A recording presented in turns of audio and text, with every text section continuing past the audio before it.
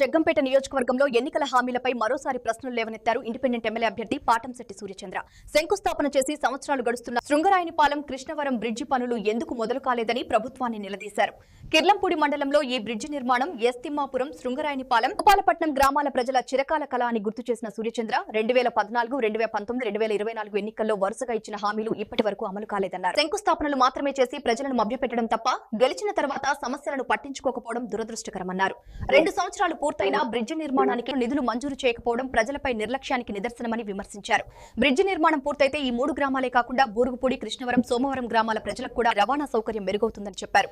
వలసలు తగ్గి ఉపాధి అవకాశాలు పెరుగుతాయన్నారు. ప్రజలకు శాశ్వత పరిష్కారం దక్కే వరకు ప్రజాగళంగా పోరాటం కొనసాగిస్తానని ఆయన స్పష్టం చేశారు. నమస్తే అండి. పాటంశెట్టి సూర్యచంద్ర, జగ్గంపేట నియోజకవర్గం ఇండిపెండెంట్ ఎమ్మెల్యే అభ్యర్థి. గోపాలపట్నం, తిమ్మాపురం, శృంగరాయనిపాలెం ఈ 3 గ్రామాల్లో సుమారు 10,000 మంది జనాభా ఉంది. మేము తిరిగినప్పుడు ఎప్పుడు తిరిగినా కూడా ఈ 3 గ్రామాల్లో సగం ఇల్లులకి తాళాలు వేస్తుంటున్న పరిస్థితి. వీరందరూ కూడా హైదరాబాద్, వైజాగ్, తెలంగాణ ఈ అనేక ప్రాంతాల్లో ఇక్కడ పనులు లేకపోవడం వల్ల ఉపాధి కోసం వెళ్ళిపోతున్న పరిస్థితి. మరి ఇక్కడ ఉపాధి ఉండాలి, ప్రతి ఒక్కరూ పనులు ఉండాలి.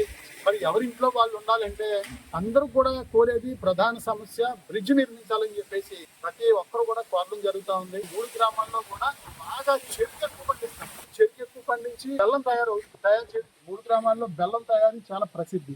ఈ బెల్లం తయారైన బెల్లం ఇక్కడ ఎర్రవరం బెల్లం మార్కెట్ పట్టుకెళ్ళడం జరుగుతుంది. కాబట్టి అందరూ కూడా ప్రజలందరూ కూడా ఈ యొక్క కృష్ణవరం, శృంగరాయనిపాలెం బ్రిడ్జ్ నిర్మించాలని చెప్పేసి కోరడం జరుగుతూ ఉంది. ఇది ఎప్పటి కోరిక కాదు, గత 15 సంవత్సరాల నుంచి కూడా చాలా బలంగా ప్రయత్నం చేస్తూ ఉన్నారు ఈ బ్రిడ్జ్ కోసం. 2014లో గౌరవనీయులు శ్రీ జ్యోతుల నెహ్రూ గారిని కూడా ఈ 3 గ్రామాల ప్రజలు కూడా కోరడం జరిగింది. సార్, మాకు బ్రిడ్జ్ నిర్మించండి, బ్రిడ్జ్ నిర్మిస్తే మాకు అందరు కూడా కుటుంబాలకి మంచి జీవనం, రవాణా సదుపాయం జరుగుద్ది. రవాణా సదుపాయం దగ్గరలో మాకు ఇక్కడ నేషనల్ హైవే ఉండడం వల్ల మాకు అందరికి కూడా వలసలు వెళ్లకుండా ఉంటాము. బ్రిడ్జ్ నిర్మించండి గత 15 సంవత్సరాల నుంచి కూడా కోరడంతో పాటు 2014 ఎమ్మెల్యే ఎన్నికల ముందు గౌరవనీయులు శ్రీ జ్యోతుల నెహ్రూ గారు ఈ ప్రాంత ప్రజలందరూ కూడా వేడుకోవడం జరిగింది. 2014లో జ్యోతుల నెహ్రూ గారు చెప్పడం జరిగింది, నేను వైఎస్ఆర్ కాంగ్రెస్ పార్టీ తరఫున ఎమ్మెల్యేగా పోటీ చేస్తున్నాను, వైఎస్ఆర్ కాంగ్రెస్ పార్టీని గెలిపించండి, నాకు ఎమ్మెల్యేగా గెలిపించండి అని జ్యోతుల నెహ్రూ 2014 ఎమ్మెల్యే గెలిచిన వెంటనే బ్రిడ్జ్ నిర్మిస్తాను, మనం ప్రారంభం చేసుకోవచ్చు అని చెప్పి 2014లో చెప్పడం ప్రజలందరూ కూడా మరి నెహ్రూ గారు మాట నమ్మి ఓట్లు వేయడం జరిగింది. 2014 సంవత్సరంలో జ్యోతుల నెహ్రూ గారు వైఎస్ఆర్ కాంగ్రెస్ ఎమ్మెల్యేగా గెలవడం జరిగింది. గెలిచిన తర్వాత ప్రజలందరూ కూడా గెలిచారు, బ్రిడ్జ్ నిర్మించండి అని చెప్పేసి ప్రజలందరూ కూడా అనేక సార్లు జ్యోతుల నెహ్రూ గారిని కలవడం జరిగింది. ప్రజలందరూ కూడా జ్యోతుల నెహ్రూ గారిని కలిసి మీరు మాట ఇచ్చారు బ్రిడ్జ్ నిర్మించండి అని చెప్పేసి చెప్పడం జరిగింది.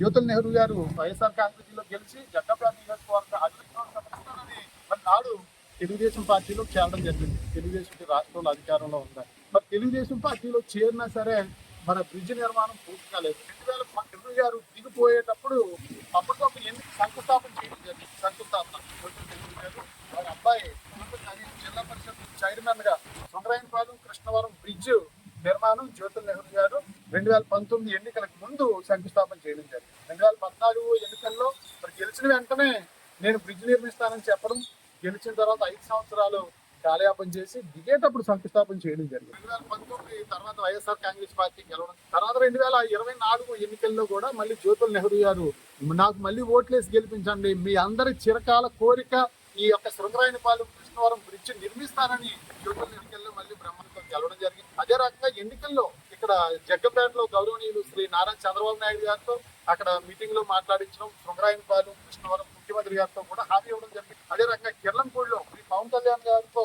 కూడా మాట ఇవ్వడం జరిగింది. కిర్లంపూడిలో పక్కనే జ్యోతుల నెహ్రూ గారు, మన ఎంపీ తంగెళ్ళ ఉదయ్ శ్రీనివాస్ గారు. కిర్లంపూడిలో కూడా పవన్ కళ్యాణ్ గారు ఈ యొక్క కృష్ణవరం, శృంగరాయనిపాలెం బ్రిడ్జ్ నిర్మిస్తామని మరి ప్రజలందరూ కూడా భరోసా ఇవ్వడం జరిగింది. బ్రిడ్జ్ నిర్మిస్తామని చెప్పేసి మాట ఇవ్వడం కూడా జరిగింది. మరి నేటికి సంవత్సరంన్నర అయినా సరే బ్రిడ్జ్ నిర్మాణం కనీసం మరి ఇప్పటికి 2 సార్లు అసెంబ్లీ సమావేశాలు జరిగే బడ్జెట్ సమావేశాలు, మరి ఎప్పుడు కూడా బ్రిడ్జ్ నిర్మాణానికి నిధులు కేటాయించండి మాట జ్యోతుల నెహ్రూ గారు మాట్లాడలేదు ఇప్పటి వరకు కూడా.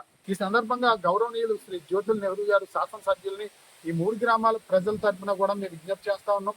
తక్షణం ఈ బ్రిడ్జ్ నిర్మించడానికి మీరు నిధులు కేటాయించడానికి ప్రభుత్వాన్ని ఒత్తిడి చేయండి. ఈ 3 గ్రామాలతో పాటు కృష్ణవరం, బూరుగుపూడి, సోమవారం కూడా కిర్లంపూడి మండలానికి సంబంధించిన గ్రామాలు. ఈ బ్రిడ్జ్ నిర్మించడం వల్ల చాలా దగ్గర అవుద్ది ఎండి ఆఫీస్ కి, ఎంఆర్ఓ ఆఫీస్ కి, మండల కేంద్రానికి వెళ్ళడానికి. కాబట్టి ఈ 3 గ్రామాలు, ఆ 3 గ్రామాలు 6 గ్రామాల ప్రజలకు బ్రిడ్జ్ నిర్మాణం చేయడం వల్ల చాలా మంచి ఉపయోగం అవుతుందని చెప్పి గౌరవ శాసనసభ్యులు శ్రీ జ్యోతుల నెహ్రూ గారిని మరి మీరు ప్రతిసారి ఎన్నికల ముందు నేను పూర్తి చేస్తానని చెప్పేసి మాట ఇవ్వడం, ఓట్లు వేయించుకున్న తర్వాత మళ్ళీ దిగేటప్పుడు శంకుస్థాపన చేయడం అనేది ఇది అలవాటుగా మారింది. గతంలో ఎన్నో ప్రాజెక్టులు ఆ రకంగా జరిగింది. ఇప్పుడు ఇదే ఈ కృష్ణవరం శృంగరాయనపాలెం బ్రిడ్జ్ కి మళ్ళీ శంకుస్థాపన చేయొద్దు 2020. దయచేసి మేము కోరుతా ఉన్నాం, బ్రిడ్జ్ నిర్మాణానికి మీరు నిధులు కేటాయించేలా ప్రయత్నం చేయండి, బలంగా ప్రయత్నం చేయండి. ఎందుకంటే బ్రిడ్జ్ నిర్మాణం 2 సంవత్సరాలు పడుతుంది. ఇది నెల, 2-3 నెలలు, 6 నెలలు అయిపోయేది కాదు.